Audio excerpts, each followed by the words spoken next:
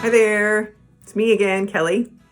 We're continuing on our journey, and this section we're going to be doing what's called the clothing closet audit.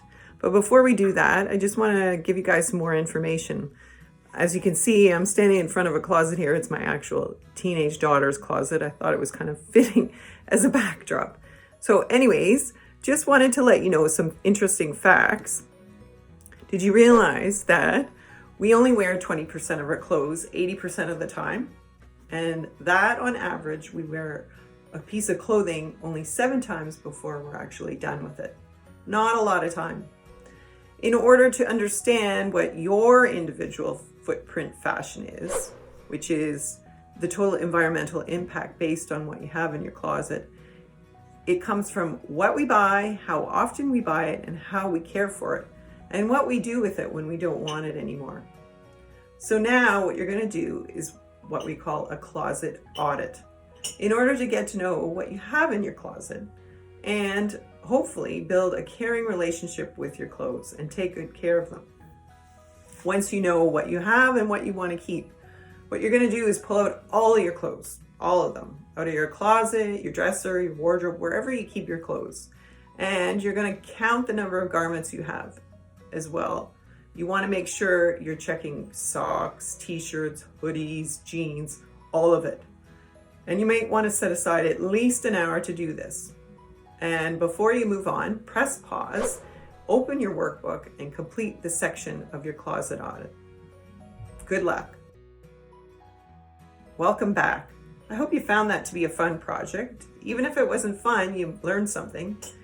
And you can even ask some of your family members to do the same. Wanted to find out, were you shocked about the amount of clothes that you have? Was it way less than you thought? Way more? Now are you wondering, what do you do with the donate pile? Now, normally what we'd recommend is you would host a clothing swap at your school, which is a way to share the clothes that you no longer want, so your friends and other classmates can exchange, basically. They have clothes they don't want. It's sort of like shopping thrift, but for free. However, since schools are closed right now, it's not possible to do this, nor can you do this with your friends. And charities are not accepting donations at this time. So what we're suggesting to you is just hang on to your donation pile until the social distancing is lifted. And then you can donate to the charities, and they will be so thankful. Now, let's talk about caring for those clothes that you've decided to keep.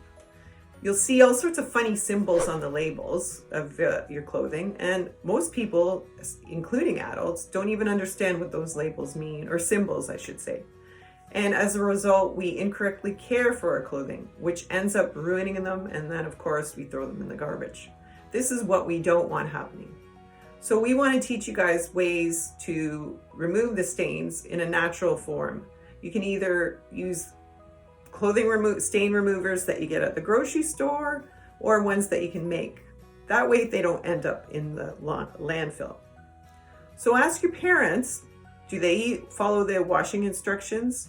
Like washing your clothes in cold water? Do they hang any of your clothes up to dry rather than using a dryer, because a dryer can end up shrinking your clothes? And ask them if they have any stain remover. If not, you can always make your own natural stain remover at home. White vinegar is a good solution for getting rid of, those yellow stains under your armpits.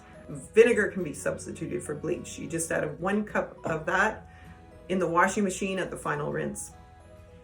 Another suggestion is baby powder and dish soap. Those are great for removing any oily stains. And the trick is, like any stain, to get at it as quick as possible before it sets into the garment. Use a small amount on an old toothbrush or cloth and gently apply it to the garment. Another option is using liquid dish soap. That works well on grass and mud stains.